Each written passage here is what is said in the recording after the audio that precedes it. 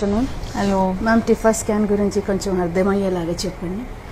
TIFFA scan అనేది pregnant ఉమెన్లో చేస్తాము. Around 19 to 22 weeks లోపల చేసుకుంటే బెటర్. టిఫా అంటే ఏంటి అంటే టార్గెటెడ్ ఇమేజింగ్ అనమాట. అంటే ప్రతి ఆర్గన్ ఫామ్ అయిందా లేదా అని టాప్ టు బాటమ్ అన్నీ చూస్తాము.